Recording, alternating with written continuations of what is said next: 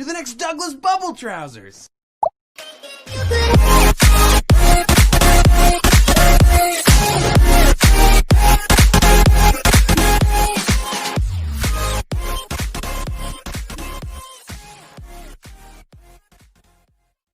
Hey guys, welcome back to episode 2 of my Pokemon Colosseum Let's Play. Sorry that the last video cut off kind of short, but it was going to end pretty quickly after that anyway. We were hitting the 30-minute mark. In the last episode, we took out a couple Cipher trainers and snagged their Pokemon, and now we have one admin left before we can get into the bulk of Relgam Tower. Quick team recap, leading Jumpluff Flygon right now. Let's go ahead and get into it.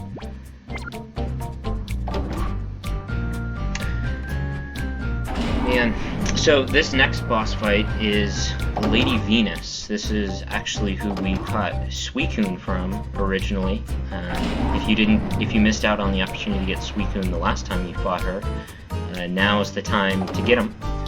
Lady Venus specializes in water types and poison types. So, should be pretty simple with our team. I'm not really going to plan to lead that much because I'm not too worried about her. Let's go ahead and get right into it. Oh well, if it isn't that darling boy and girl, what kept you so long? I'm rather tired of waiting. Now, say your goodbyes. This time, I'm really going to be as serious can be. I ain't worried, lady.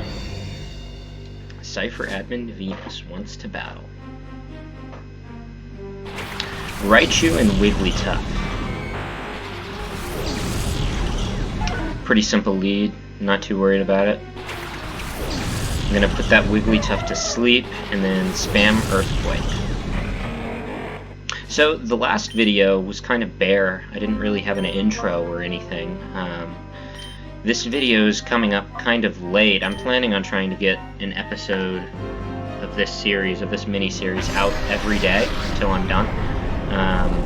But I was running into some technical difficulties because this was my first time uploading a big video to YouTube and doing all of the editing and stuff like that.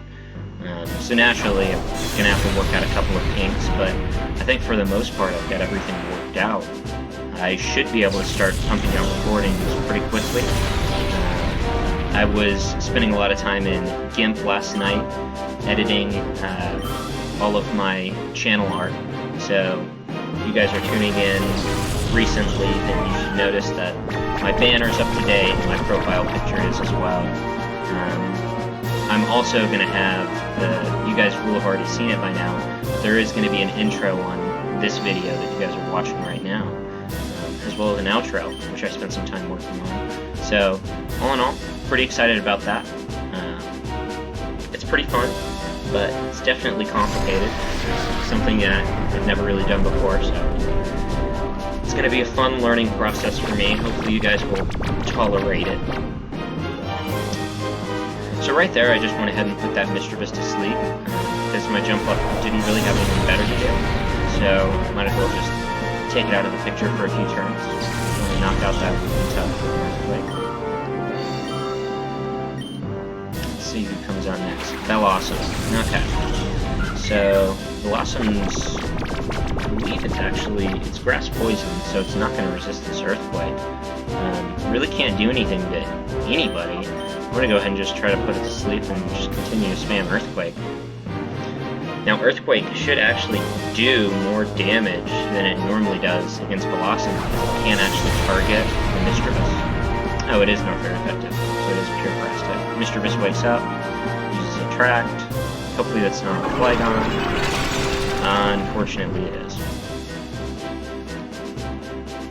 Yeah, so another main strategy that Lady Venus uses is just attracting your mons, and that's pretty annoying, seeing as Attract is one of the stronger buffs in the game if you can get it off. I quite honestly think that I'm just going to double switch out here. At the very least, I'm going to leave my Jumpluff into Sunny Day and switch out my Flygon to Entei. Neither of these Pokemon threaten my Entei at all. And I'm pretty sure that Jumpluff, seeing as Sunny Day is just setting weather conditions, attract shouldn't affect it. No, I guess it is. That's weird. It's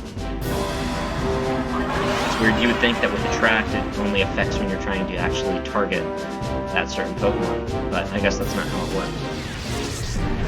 So Confuse Ray comes out on my Entei. That's kind of annoying, but what are you gonna do? This is probably into my jump club. It's gonna hurt.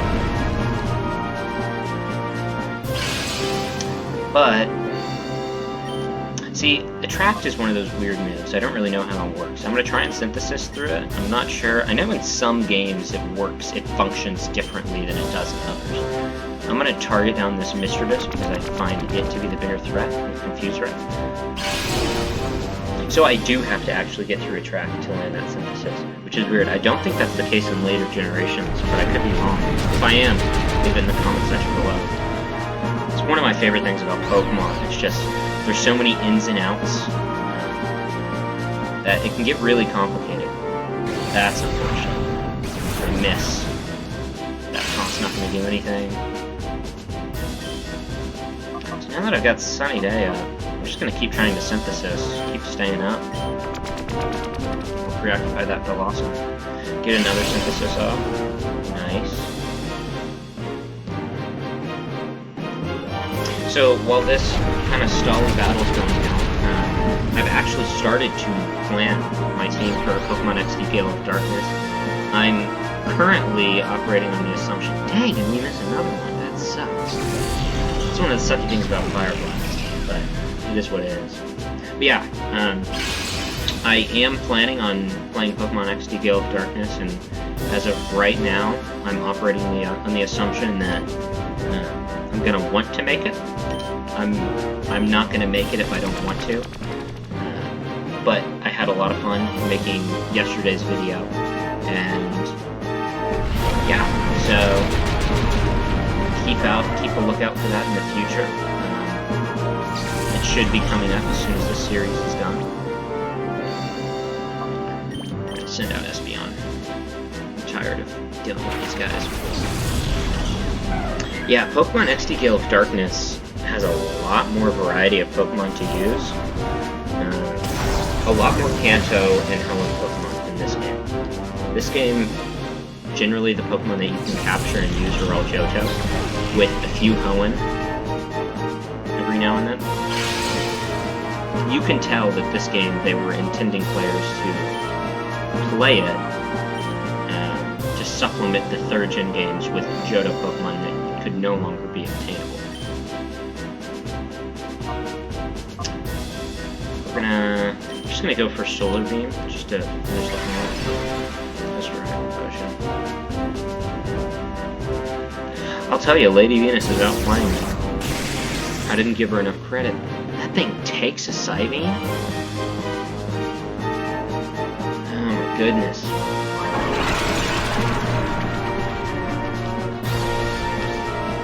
This just shows what happens if you go into a battle not prepared and not knowing what their strategy is. It can be pretty punishing. We're gonna Psychic the Blossom just in case she heals. And then I guess Fire Blast the Mischievous. Nice, we win the Psychic. She should be a dead Blossom. Yes. Alright. Slowly working our way towards the victory here. Who's she sending out next? Milotic. I do not like to see that at all. So the biggest weakness of this team that I am currently using is the lack of a Pokemon that can handle bulky water types. Currently, the only Pokemon on my team that can handle bulky water types is either Umbreon via Toxic Stalling them, or Entei with Solar Beam. I do not think Solar Beam is going to work out here. I will go ahead and try to set the Sunny Day. Can't set it because of time. I'll just go ahead and stomp into it for damage. But yeah, that's this team's biggest weakness by far, and there are going to be a couple of bulky waters that we're going to be facing. I don't think any as bulky as this Milotic. Luckily,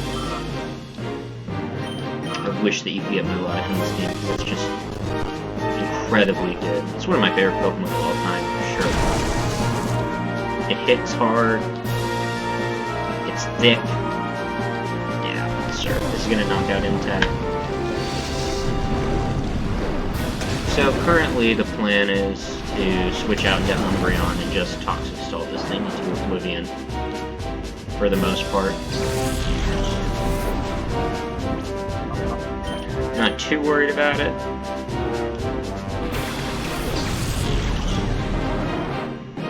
Yeah, this thing's even seeing some play currently in VGC 2020. It doesn't have access to the competitive ability in this game, but in later gens, competitive is a phenomenal ability that actually sharply raises its special attack stat whenever any of its other stats are lowered. And with the presence of Intimidate, I'm sure you can imagine that would be very valuable for a special attacker like Mudlock. Toxic, and Toxic. So we essentially just put a timer on this thing. At some point, regardless of whether or not it heals or whatnot, it's going to go down.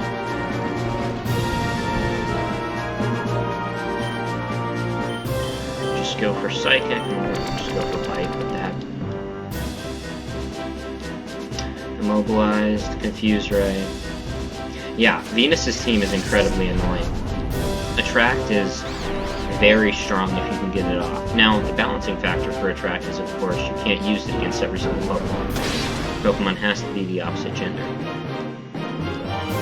But, you know, statistically, you should be able to use it on roughly 50% of the Pokemon that you fight. Which, I'll let you guys decide if that's worth it or not. And we take her out. Cipher Admin Venus. Wah! I don't want to do this anymore. You shouldn't. I've swept the floor with you twice now. Me? Lose again? My pride will not stand for it. Here, take this thing away. For that, I want your Silas that this has never happened. Nice. Obtain the blue ID badge. I shall forget that I ever battled with you. Yes, that's what I'll do. Ho ho ho ho. And she's gonna run away. So all of these admins that we just defeated, this is the last time that we're going to face them in the main story.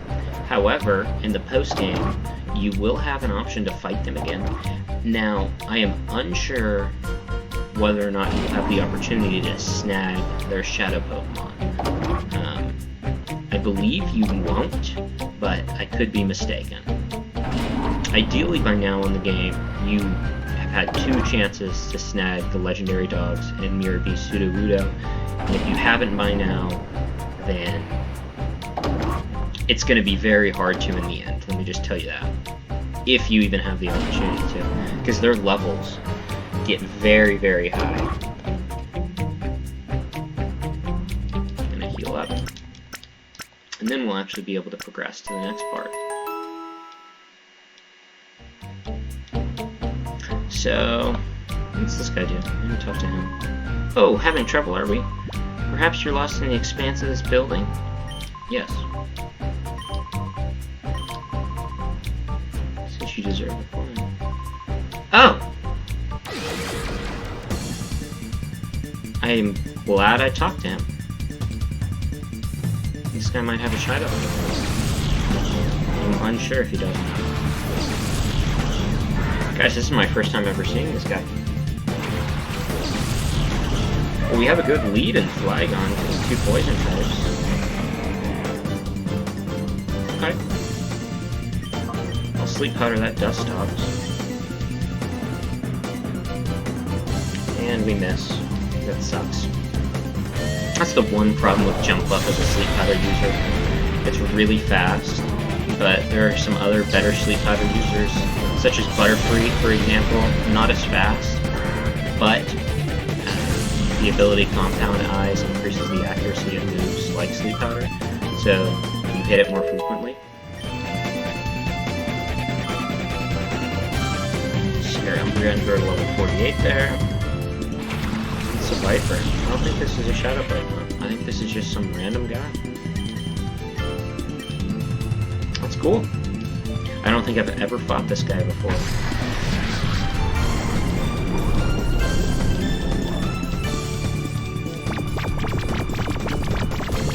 Put it to sleep, making it useless, and finishing it quick.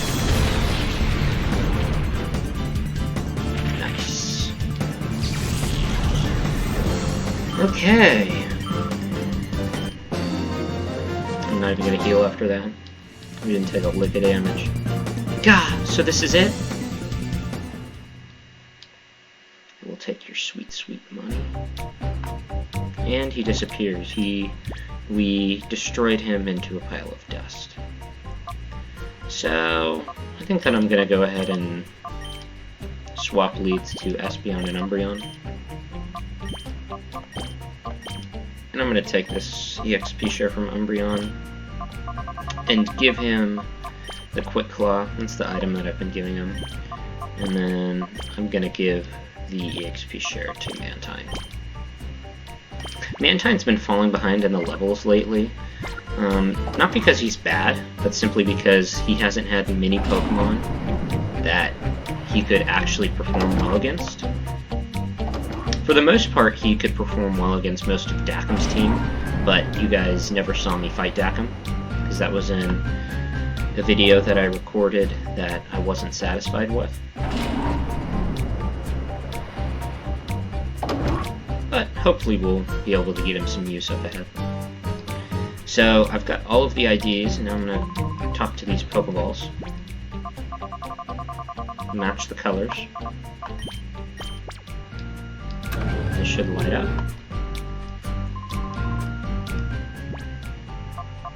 Green slime.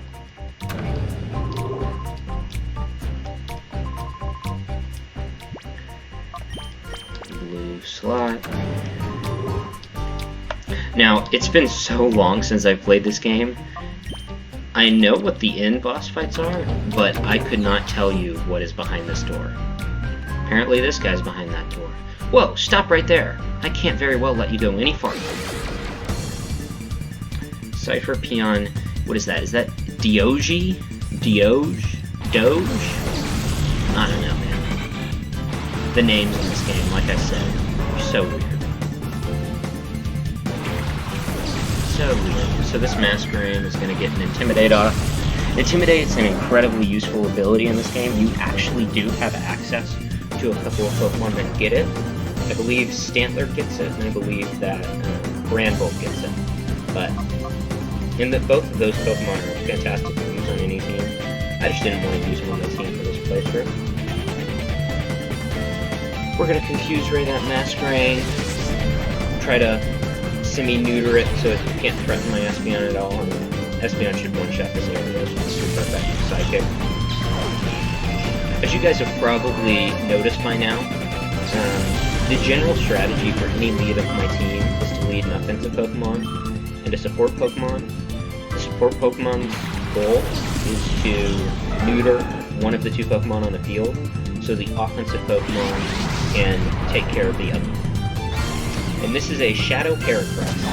Heracross is a fantastic Pokemon in this game. It gets access to the great move Brick Break in its starting move pool, and it even gets access to Stab Mega Horn a few levels after you purify it. Now, Heracross would be a staple on most teams in this game if you obtained it at a good time. The thing that sucks about Heracross is we're about 90% of the way through the game right now. And at this point, if you don't have a finalized team, you're really going to be struggling. So you could very well have just a substitute 6th member on your team until you get to this point and then swap Heracross out for them. But that's not really recommended. So I'm going to go ahead and just throw a Pokeball at it, and then I'm going to switch my Umbreon out into Jumpluff. I'm going to use Jumpluff to put it to sleep. I'm not going to plan on attacking it at all. Who knows, maybe we'll get lucky and catch a first try, but I doubt it. Heracross has a lower catch rate than normal. Yeah, this thing is fantastic. I always love using the Heracross in my Johto playthroughs. Great Pokemon. And its design is fantastic too. And it's doing, I mean, you guys can tell how high its attack stack is just by how much it's doing when it hurts itself in confusion. So I'm going to go ahead and set up a Reflect here, just to mitigate any damage that he manages to actually send my way, and then I'm going to try and put it to sleep.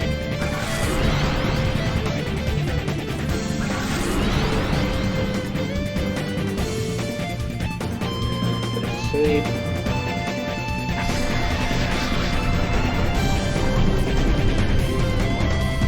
Nice. Sleep powder. So I'm going to be very careful damaging it from this point on. In this game, sleep turns essentially stall out Confuse Ray turns, or they don't stall out Confuse Ray turns. So whenever Heracross wakes up, he's going to pick up Confusion wherever he left off. So if I get him too weak, I'm going to be running the risk of him accidentally knocking himself out. So instead of damaging him with like a return from my Espeon, I'm going to try and glue him down with a Mega Drain or my Jump Ball while I throw balls at him.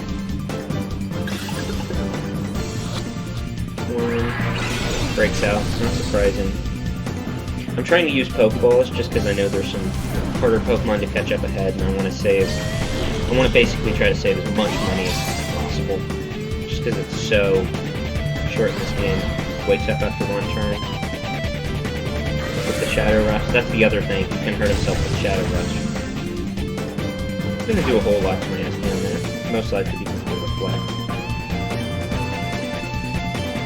Gonna throw another ball at him. And put him to sleep again.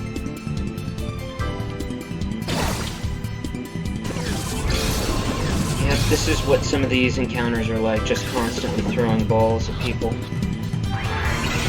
Hopefully this doesn't take too long. By this point in the game, when I was a kid, I had generally given up on actually capturing all of the Shadow Pokemon.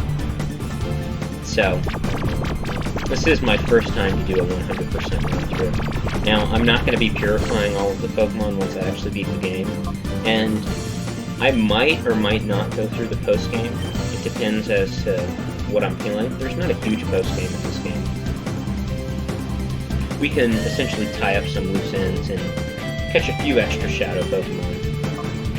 So, if that's the case, I will most likely finish catching all of the Shadow Pokemon. There is some other stuff that you can do, like finishing all of the Colosseums and everything like that. But we'll see. Go with a Mega Drain, we can head down a little bit more. Now, it is still confused. I don't think it has much confusion left. I think that this is the cutoff where we're going to start to throw some great balls. Yeah, I was actually talking to my friend the other day, who has never played this game, and he was in the process. He's kind of like me. He really likes to design a very well-put-together team, and he must have been just looking at some online guide and saw that Heracross was in the game, and was like, hey, oh, we caught it. Nice. Good stuff. And he saw that Heracross was in the game, and naturally he was like, whoa, Heracross is dope. I want to use him. And I had to break the bad news to him that you didn't catch him until you were pretty much through the game, which stinks. I am going to go back and save really quick. Just because I don't want to overwrite my progress. I think we have time for hopefully one more battle. For future reference, I'm going to try and keep these videos at about 25 to 30 minutes. One thing that I hate about Pokemon Let's Plays, especially in a game like this, where the battles take really long, is if they're only like 15-minute videos. I know that's good for the YouTube algorithm, and you know, the shorter your video, as long as it's over 10 minutes, the more likely that a higher percentage of your video is going to get watched, and I get that, but I always get annoyed. I hate having to re-queue a video every 15 minutes, especially when it's a game like this. So I'm going to try and keep the videos at the 30-minute mark. I'll try not to go over too high, if anything for my sake, because if you go over it, then it takes forever to upload. That's another thing I learned yesterday. See, I had never uploaded a 30-minute video to YouTube before. It took forever. Oh, we got an email. Let's check that email.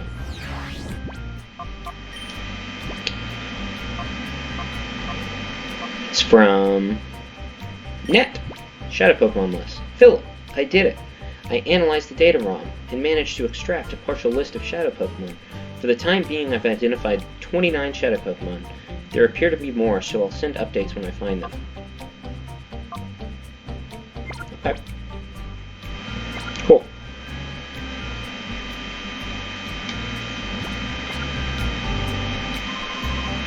Fanfare, please, congratulations. You are the 1,000th guest to enter Relgam Tower since its opening.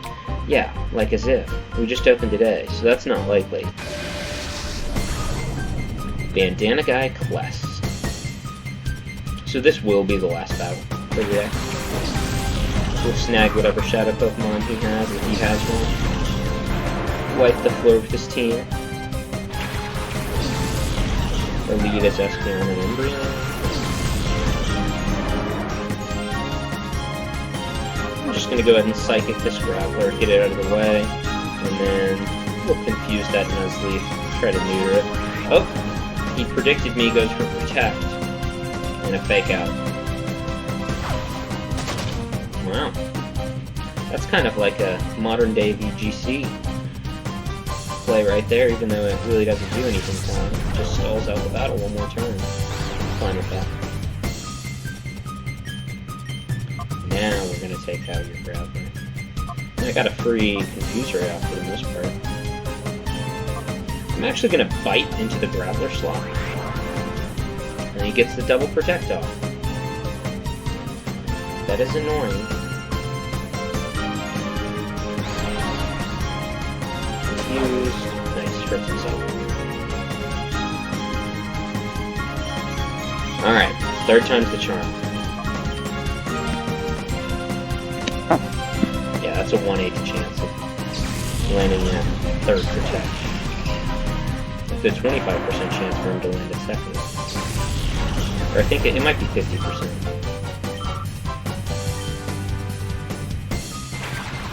Hariyama. Now, we do get access to a Makuhita. That's actually the first Shadow Pokemon you snag in this game. And it's a fantastic Pokemon. I just didn't really have any room for the fighting type Pokemon on the team, and Nuzleaf was going to explode. And this should knock out my Espeon, fortunately. So that's my answer to that Hariyama. Explosion is so powerful in this region. Umbreon should survive. Yeah, Umbreon takes that like a champ. So a lot of people don't actually realize that Explosion and Self-Destruct, not only are they high base power moves, 200 and 250 base power respectively, but in 1st, 2nd, and 3rd gen, Explosion and Self-Destruct half the opponent's defense before taking into account the calculations. Now, that's not like you can explode on something and if it survives, its defense is half.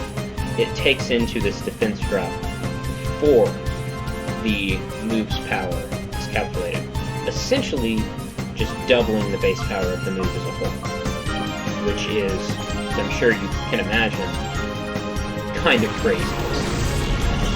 So basically, Self-Destruct is base 400 power and Explosion is base 500 power, which is absurd. We're going to go ahead and just get a stab Dragon Breath off, because he resists Earthquake, and we'll just bite him. Probably into Flygon. So this battle was pretty simple. Got to show off Explosion, which is always fun. Now, you do have access to a Fortress in this game, which can get Explosion. So, opponents aren't the only ones who can use it. You can use it against them, and it's pretty cool if you're using Fortress as a tank and he gets whittled down. to just explode on some fools and absolutely wreck shop. And Fortress doesn't have a battle attack stack either, so it's not a bad strategy. And one break, that's a painful.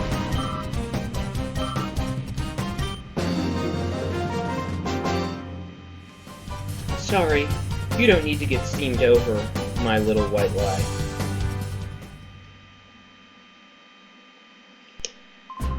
I bet I made you happy when I said you weren't the 1000th guest. Isn't that right? Alright guys, so that's going to wrap up this episode. In the next episode, we're going to pick up right where we left off and go deeper into Realm Tower. As always, if you want to hit the like and subscribe button, feel free to. Keep a lookout for when the next episode gets posted. And have a great day. Bye.